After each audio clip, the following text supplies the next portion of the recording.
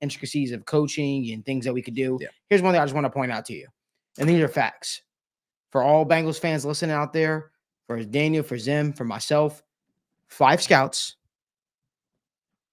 Let's start here. 5 scouts not open to trading their own talent. Coach who is poor in situational coaching situations. Ownership who doesn't guarantee deals after year 1. Nobody with the general manager, true general manager title. You have a director of player personnel. Never had the talent of a Joe Burrow, talent of a Jamar Chase. One thing's for sure, those guys aren't going to settle for what the norm has been in Cincinnati. They seem pissed. They talked about the fact that changes are necessary, changes are needed. Even the beat writers are kind of shocked by some of the comments Joe Burrow made today. Yeah, I think we'll learn a lot about who we have in the locker room, the guys that we can count on going forward, the guys that we can't. And, I think the next 6 weeks, 5 weeks are going to say a lot about who we can count on and who we can't.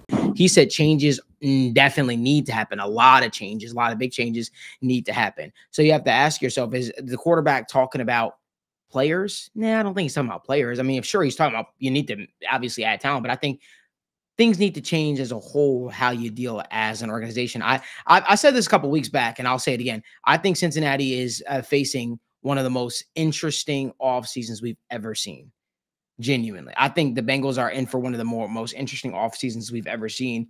And I don't think it just starts with the players on the locker room. I don't think it just stops with some of the position coaches and the coaching staff. And I think it can get all the way up to the front office. I think you are in need of a new movement and how this look. Hell, maybe the guy that if they were to move on from Zach and they hired a head coach, maybe that head coach would take on GM responsibilities as well. I think something drastic is coming to Cincinnati.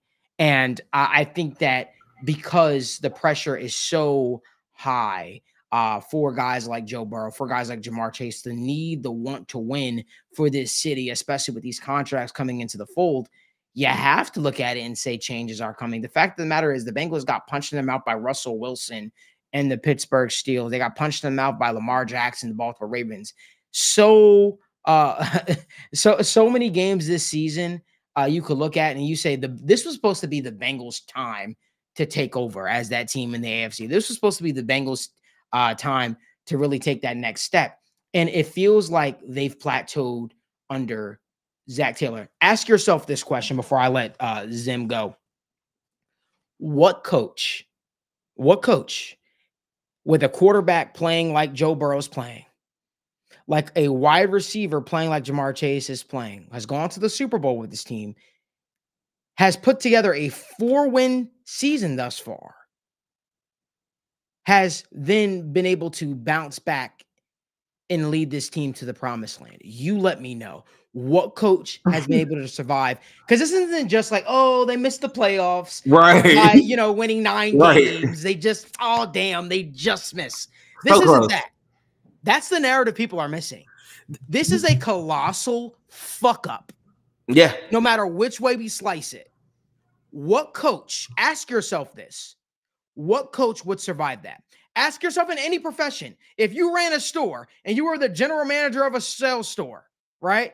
And you had your store go, finish in some of the top 2 stores in all the country out of a bunch of locations, let's say 32 locations. What coach, what GM would survive then the following year finishing in the bottom half? That guy would be out of there. It'd be like, what the hell happened with that store? Why are the numbers so low? Why are the sales so low? You could translate this to any profession. How do you go from that to this and survive? How does the message carry out? How do you get the players up to play? This isn't just a Lou thing. This is a Zach thing. This is a Marion Hobby thing. This is a pitcher thing because he's a part of the process. This is a Duke Tobin thing. I'm being honest. Changes are needed. Wholesale changes are needed. And guess what? It doesn't take someone being inside that building each and every single day to see it. It doesn't take a rocket scientist to see it. The fact that you miss the playoffs with a healthy Joe Burrow, with a 4th place schedule, and then some of y'all think Zach should survive this season? How? How could that possibly be? How could you ever get the players up to believe in that guy? Even though you're going to swap those players out. If he was the coach that a lot of us had hoped he would be, and that Lou would be, and that all these guys would be, we wouldn't be in this predicament. Can I? Your point, and Daniel, I want to go back to what Daniel was saying, because he was in a spot that I've been walking on eggshells on Twitter with. Right? It's a crazy thing, and both of your conversations kind of lead into each other. On one end, every game, people look at the totality of the game. Like, I saw a stupid tweet from Shannon Sharp, right? That was like, Joe Burrow didn't play well today. You sound stupid. Like, he did play well, right? But you got to factor in a lot of different things. So, Daniel, he did it the right way. I learned this. You can't say Joe Burrow's name. You can't. Because then people say, what are you doing? What are you doing? Like, everybody's so like protective of, you know what I mean? And I feel like that's how everybody in the building kind of is too. Like, if he needs a coach, honestly, that will probably challenge a lot of different things and come to the podium and say, you know what, like, we got to block better up front. And call out different things. We got to I think Joe Burrow needs somebody that's super accountable up front, because what happens is, all of these games he walks out of and everybody's like, you can't say nothing bad about him. I think that all of our conversations go hand in hand. Me, I'm a lover of football. Like, so when I watch a football game, I start off a drive. Like, if the Bengals have the ball and I say, we need to go score 7 points, right?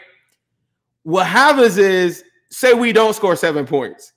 People then afterwards say, oh, you're not blaming this on Joe Burrow. I'm like, no, but I'm looking at every single play. If you want to win, you can't just skip plays. And how did Joe Burrow fumble today? I thought the pressure was in his face too much. I thought that, in hindsight, you could say, hold the ball a little, tuck it a little bit further. Daniel was talking about the Chiefs game and all this. Like, no, it's a whole thing. And I really feel like it probably starts at the front office, and you could go get way better talent and all these different things. But like I said, I'm a solutions guy. I think a coaching staff that would say, you can't lose the football right there. I know Zach did say you can't lose the turnover battle or whatever, but like, you can't lose the football. Like, when we were up on the Chiefs in that game, like, in the totality of it all, and I know I'm not saying this clear enough, because you got to be very careful with this or they'll turn on you. But in the Chiefs game, if you don't fumble in that game, I do feel like the Bengals win that game. That's not placing blame. That's just pointing out a football play. If you're also, the same person can say in the totality of it all, if you had a better defense, if you had all these different things, you wouldn't even be in that spot. I thought the defense played really good in the Chiefs game, so I don't know if they would use that. But my point is, the coach in itself has to be able to get everybody on point and have everybody accountable. Like, I can't watch football every week and I'm just saying that, like, oh, we didn't score right there. I didn't see that. Like, I didn't see that there's a guy wide open, like Joe missed the throw. Like, if you point that out, they'll be like, bro, are you trying to blame it on Joe Burrow? I'm like, no, I'm not blaming it on Joe Burrow. I feel like it starts at the top. Something's not going on coaching-wise that's closing out these games. Something's not going on up front that's not closing out these games. Something on the defensive side of the ball, when they do get stops, like the Ravens game, they had like 4 or 5 stops. They don't come back and close out people. Like, even today, the game was 27-21. Defense was horrible. So the real argument would be, people will be like, well, why does Joe have to be perfect in the game? It's not that he has to be perfect in the game, but if you're telling me that he's the best quarterback in the National Football League, then he needs to have an offensive line that can protect him long enough, or wide receivers and all these different things. If you keep on saying he needs this, and this, he needs this, is he really the best quarterback in the NFL? So to me, I feel like Joe Burrow is overcoming a lot and he hides a lot of your flaws. You see what I'm saying? Actually, I want to dive into that. And Danny, I want your take on this. Here's my take. I feel like he's hiding like a lot of our flaws and stuff like that. Yeah, I do believe that. But here's my issue, and this speaks to the front office situation. You know, it's very clear you chose offense over defense. It's very clear that you said we're an offensive-driven team. But being an offensive-driven team and saying you're dedicated to making this offense tick goes deeper than just paying skill position players. You also have to change the philosophy on the interior offensive line position, right? That means that you have to really go. You think about what the Chiefs did when it came to Mahomes. They spent over $100 million in one offseason on the offensive line to fix it. And they said, our defense is middle of the road. We'll fix our defense over time via draft picks and bargain deals as we can. But they went really in on the offensive line, and they won a Super Bowl off of that because they saw how bad it looked. They saw how bad it looked during the Super Bowl when Mahomes was playing.